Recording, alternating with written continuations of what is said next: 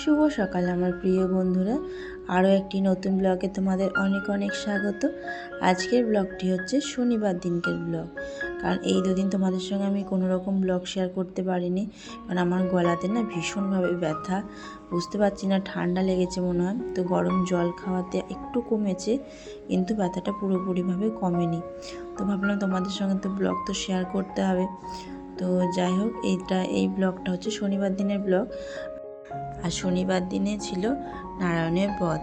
যেহেতু তার আগের দিনে নীলষষ্ঠী ছিল, তো আমি নীলষষ্ঠী করি না, তো নারায়ণের বধ করা হয়। তো সেই জন্য আম দিয়ে তুলসী গাছে প্রথম দিন সংক্রান্তির দিনে জল দিতে হয়। তো সেই কারণের জন্য দিকে দেখো গাছের তো অনেক আম পড়েই যাচ্ছে, ঝরে যাচ্ছে অনেক আম।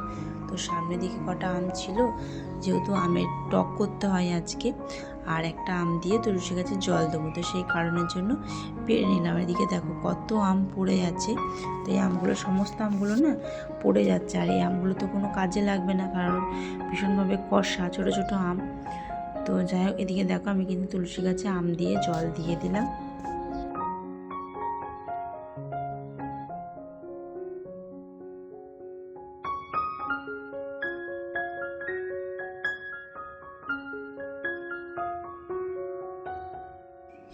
তারপর চলে আসলাম ঠাকুর ঘরে।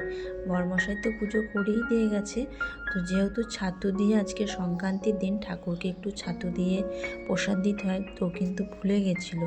তো সেই কারণের জন্য ছাতুটা আনাই ছিল। তো আমি ভাবলাম যে ঠিক আছে, তুমি যখন পুজো দিয়ে দিয়েছো, তো আমি স্নান করে নিয়ে ঠাকুরকে একটু মেখে দেখিয়ে দেবো। কারণ সংক্রান্তির দিনে ছাতু ঠাকুরকে দিতে হয়, ছাতু দিয়ে মুড়ি খেতে হয়। তো এদিকে দেখো, সেই জন্য আমি গুড় দিয়ে ছাতুটা মেখে নিয়ে সব ঠাকুরগুলোকে দিয়ে দিলাম।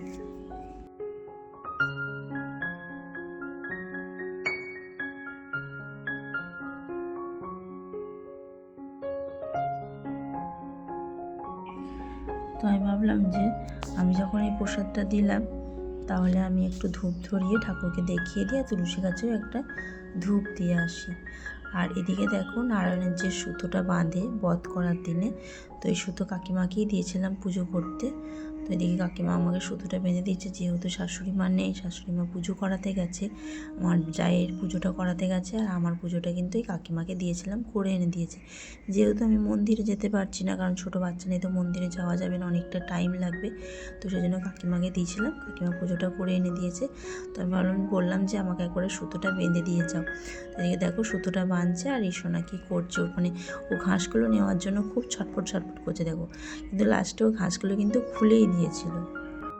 আর আমার ভয়েস দিতে জানো তো ভীষণ কষ্ট হচ্ছে, কারণ গলাটা ভীষণভাবে ব্যথা করছে। কমেছে একটুখানি, তো সেরকমভাবে তো কমেনি, তো সেই কারণের জন্য আমি তোমাদের সঙ্গে ব্লগ শেয়ার করতে পারিনি। আর এদিকে দেখো ষষ্ঠীর সুতো, তো আমি আমার ছেলেকেও ঈশোনাকেও বেঁধে দিলাম। আর বড় মেয়ে চান করবে, তারপর ওকে বেঁধে দেবো। আর আমি এদিকে নিয়ে নিয়েছিলাম একটু ছাতু মুড়ি, যেহেতু আজকে একটু ছাতু খেতে হয়, মানে ছোলার ছাতু, চিনি মুড়ি নিয়ে নিলাম। আর খেতে কিন্তু আমার ছাতু দিয়ে মুড়ি খেতে ভীষণই ভালো লাগে। আর এই গরমের সময়তে ছাতুর শরবত, ছাতু দিয়ে মুড়ি খেলে পেটটাও ঠান্ডা থাকে। আর এদিকে দেখো কত দুষ্টামি করছে, দিদির সঙ্গে খেলছে। আর এদিকে রান্না তো বসিয়ে দিয়েছি, তো আমের টক করবো, সেজন্য আমের টকের মধ্যে অনেকগুলো বাতাসা, পুজোর বাতাসা ছিল, তো টকটার মধ্যে দিয়ে দিলাম। আর আমগুলো যা টক, অনেকটা মিষ্টি লাগে, তো খানিকটা চিনি দিয়েছিলাম, আর এই বাতাসাগুলো দিয়েছিলাম, তাতেও কিন্তু টক হয়েছিল। তো এদিকে রান্নাবান্না প্রায় আমার কমপ্লিট হয়ে এসছে। এদিকে একটু আলু ভাজা চাপিয়েছি, নিরামিষ রান্না যেহেতু। আর নিরামিষ রান্না হবে, একটু পটল ভাজা হবে না, ভালো লাগে না, কিন্তু পটল ভাজা খেতে আমার খুবই ভালো লাগে। তো সেই জন্য আমি একা কেন খাবো, সেজন্য সবারই জন্য আর একটু পটল ভেজে নিলাম। তো বড়মশাই ডিউটি থেকে আসতে আমি বললাম যে একবার মিক্সিটা খুলে দেখো, কারণ আমি পোস্তটা যখন বাটতে যাচ্ছি, তো মিক্সিটা আর ঘুরছে না। তো যেহেতু বাড়িতেই মিস্ত্রি আছে, তো একটু দেখে দিচ্ছে, তো বললো যে দেখে দিচ্ছি, পরে তুমি এখন শিলেতে বেটে নাও। সেই জন্য আমি শিলেতে পোস্তটা বেটে নিয়েছিলাম। আর এদিকে রান্নাবান্না কমপ্লিট হয়ে গেছে, আলু ভাজা, পটল ভাজা, একটু ঝোলঝোল করে পোস্ত করেছে, আর আমের চাটনি। আজকে আর ডাল করিনি, কারণ ডাল সেরকমভাবে না আমাদের বাড়িতে সেরকম কেউ খায় না, পোস্তটা একটু ঝোলঝোল রেখেছি। তারপরে চলে আসলাম খাওয়া দাওয়া করার পরে অনেকটা সন্ধ্যাবেলাতে। এদিকে দেখো সন্ধ্যা দিচ্ছি, আর এদিকে দেখো কত দুষ্টামি করছে। তো ওই প্রদীপটা আছে না, প্রদীপের শিখাটা ও নিজে নিজে নিতে চায়, কারণ ওকে যেহেতু প্রতিদিন দেওয়া হয় তো সেই জন্য নিজেই হাত দিয়ে নিতে যায়। আর হাত দিয়ে নিতে গেলে কী করবো, থাবড়ে দেয়। আর প্রদীপের যেহেতু গরম হয়, গরম চেকা লেগে যাবে, নাহলে উল্টে দেবে। তো তারপরে দিকে দেখো, যেহেতু পয়লা বৈশাখে বাজার করা হয়নি, আমারও শরীরটা ভালো ছিল না, আর বড় মেয়েরও যেহেতু এক্সাম চলছিল, তো সেই কারণের জন্য বাজার আসা হচ্ছিল না। তো ওকেই আমি বললাম যে তুই যা গিয়ে পছন্দ করে নিয়ে আয়। ও আসলো না, বললাম আমার টিউশনি পড়া আছে। তো যাই হোক, তারপরে আমি আর আমার বড়মশাই আর ছোটো মেয়েকে নিয়ে চলে এসেছিলাম বাজারে। তো টুকটাক কিছু তো কেনাকাটা তো করতে হবে, যেহেতু পয়লা বৈশাখ। ছোটো মেয়ে বড় মেয়ের জন্য আর আমার জন্য নিয়েছিলাম, আর বড়মশাইয়ের জন্য একটা বারমুন্ডা আর একটা টি শার্ট নিয়েছি। তো যাই হোক, এদিকে দেখো বাজারপত্র কিন্তু মনে হচ্ছে ঈদের পরের দিনকে সমস্ত বাজারগুলো কিন্তু বন্ধই রয়েছে। কয়েকটা দোকান খোলা ছিল, যে দোকানে আমি জিনিসগুলো নিই সেই দোকানগুলোই খালি খোলা ছিল।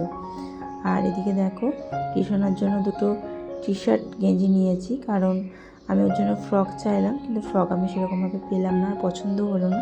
তো সেজন্য গরমে এগুলো ভীষণ পরে আরাম পাবে, তো সেজন্য দুটো টি শার্ট নিয়েছি, টি শার্ট আর প্যান্ট নিয়েছি। আর সেরকম কিছু নিইনি। আর ওর জন্য কিছুদিন আগে আমার একটা ভাগ্নি এসেছিলো, ননদের মেয়ে, তো দিয়ে গেছিলো একটা ওর জন্য ড্রেস, তো স্কার্ট দিয়ে গেছিলো। তো সেই কারণের জন্য আর কিছু নিয়ে, যেহেতু এখন বাচ্চা মানুষ, ড্রেস তো ছোটো হয়ে যাবে, এটা একটু বড়ই আছে, এখন পরানো হবে না, তো একবার পরিয়ে দেখব। আর এদিকে দেখো, বড় মেয়ের জন্য নিয়েছিলাম দুটো প্যান্ট আর দুটো টি শার্ট ওর জন্য। ও যেরকমভাবে বলে দিয়েছিল, তো ভিডিও কল করে আবার ওকে দেখানো হয়েছিল। খুব ঝামেলা, কারণ নিজে যদি যাই তো গিয়ে পছন্দ করে নিয়ে আসতে পারে। তো যাই হোক, নিয়ে এসেছিলাম, পছন্দ কিন্তু হয়েছিল। তোমরা কিন্তু জানিও জিনিসগুলো কেমন হয়েছে।